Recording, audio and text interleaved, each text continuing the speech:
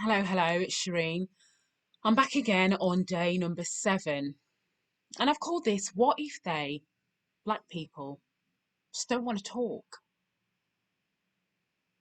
So, you've watched my videos, you've probably get to a point where you just want to do something, right? So, the penny's dropped or it's dropping because you're doing your own reading and your own learning, education, and now you're thinking, shit, I really want to do something. We need to do something. Come on, come on, come on, come on, come on, come on. The longer you know, Shereen said we've got to break the corporate wall of silence. So the longer we leave it, the longer it's going to look really bad and already looks bad. So you're caught up in action mode.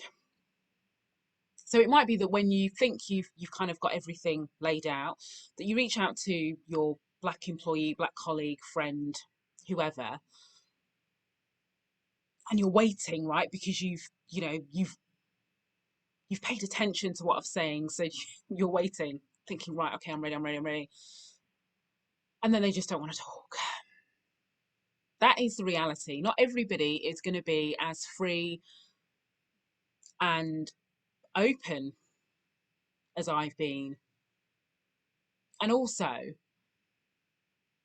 I've been sharing my experiences and weaving in some of the stories and experiences that other people have shared with me.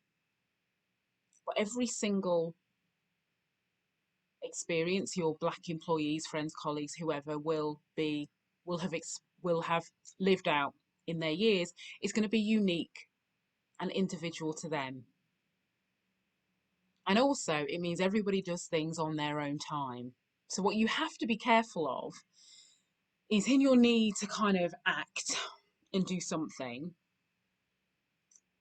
that you reach out to your black employees, and for whatever reason, and I'll go into some of the reasons why they may not feel ready right about now, but if they're not open in the same way that you've done all this work and all this prep and now you're ready, but they're not ready, don't make this about black people,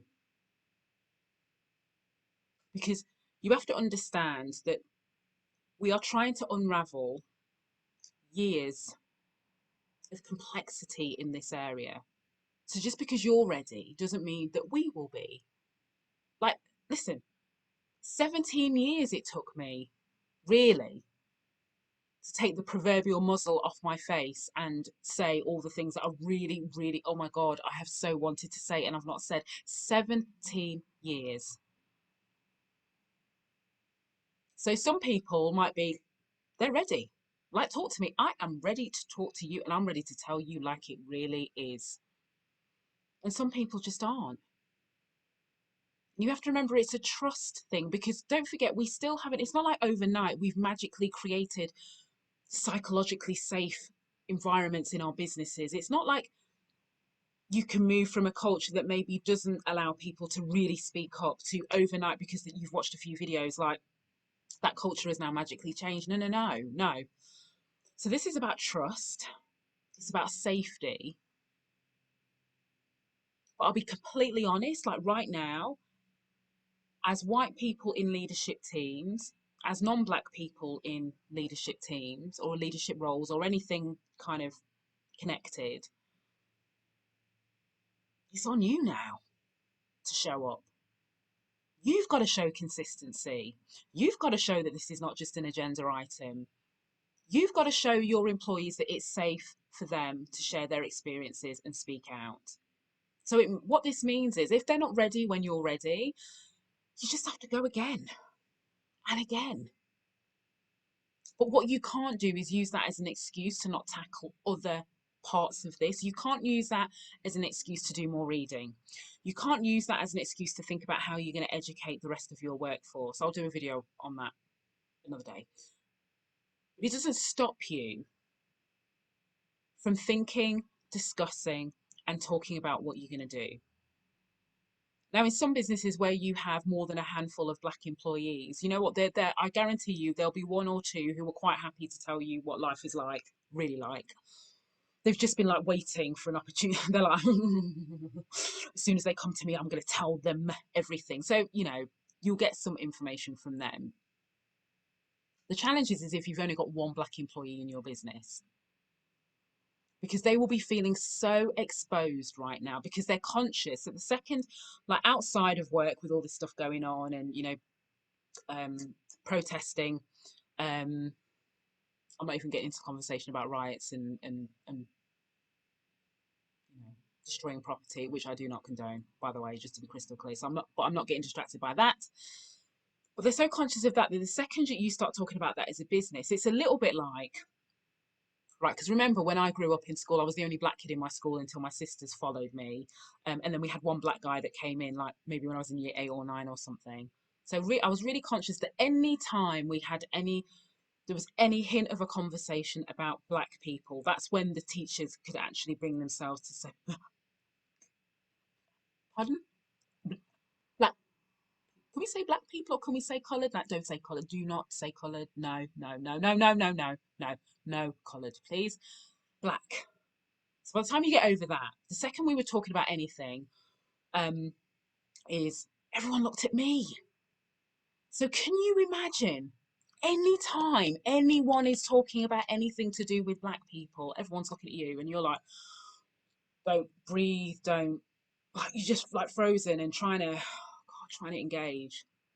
I remember history teacher, when you have to do it at school, right? So when you're learning about certain stuff and then they make you read out passages from whatever you're learning about.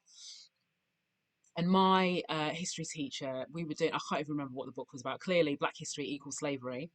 And I had to read a passage out of this book about, I mean, oh, I kid you not, for lots of different reasons. Like, that's probably the video in itself about how traumatic that experience was for me. But being the only black person in an organization and this going on is a challenge that I really empathize. I really, really do. Because everyone's looking at you and everyone's thinking that you've got the answers.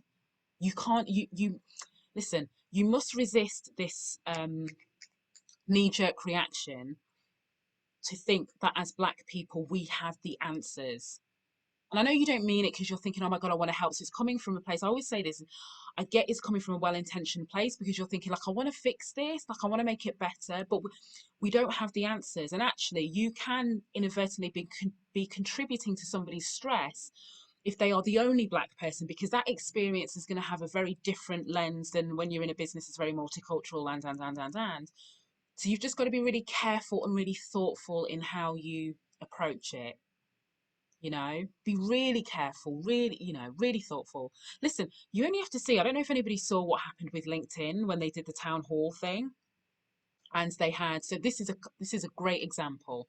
They had a town hall and they had all the employees to talk about diversity and inclusion and, how go LinkedIn and all of that good stuff.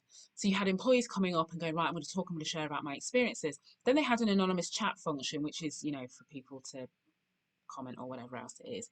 And oh, the racism was rife. Oh, the white privilege. Oh, left, right, left, right, left, right. It was all there. Okay, so that is what drives that fear.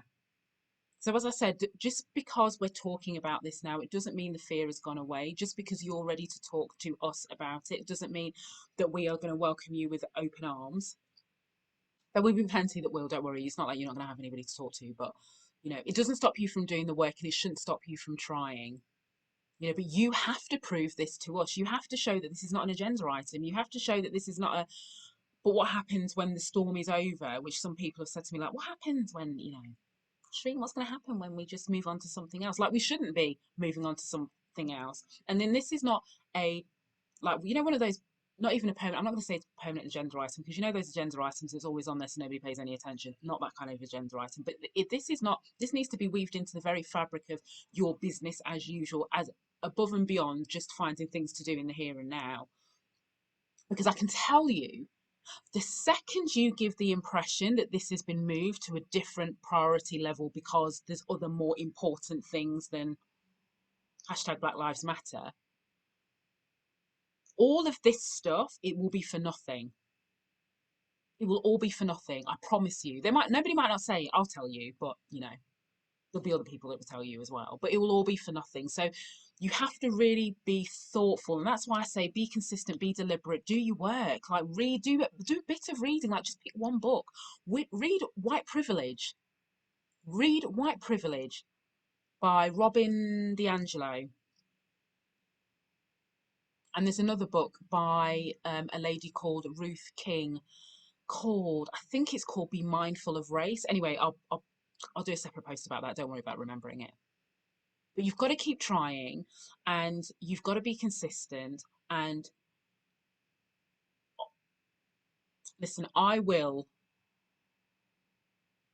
do one. You know, if I start hearing, well, you know, black people, you haven't helped yourselves because, you know, when we as a business tried to reach out to you and you didn't want to get, no, no, no, no, no, no, no, no, no, no, no, no, no. And I can say that because let me tell you, that's already kind of started to happen. And so using that as an excuse for why you can't do anything because your black employees are not ready to talk. So let me just not get myself wound up. But please don't do that. Like, don't do that. Just be human and keep approaching it in the same way that you would give somebody time who'd been through something. Think about the patience and the compassion that you show when that happens. Just give the same, approach it in the same way. No checklists, no scripts, because all that stuff is like BS. It doesn't work anyway. That's not a natural conversation. Have a natural conversation. Be honest, be compassionate, be empathetic, be open, and keep going. Just keep going, and you know, and show your employees and say, listen, you might not be ready to talk now, but we're gonna start laying some foundations. We're gonna do whatever we need to do to start laying some foundations. So when you are ready, we are here. But we're going to keep coming to you because we're not going to expect, you know, I talked about that open door policy that never works. We're not going to expect you to knock on the door. We're going to keep coming to you in the nicest way possible. We're going to stalk you with affection. You know, that's like, that's how you know, be human and break down some of those barriers. Thank you for keep watching and listening to me sometimes vent my spleen. But I appreciate you because by being here and by listening to this, it's showing a lot, you know. So don't think I don't appreciate it or underestimated the magnitude of it because I haven't. So thank you, and I'll be here talking again tomorrow.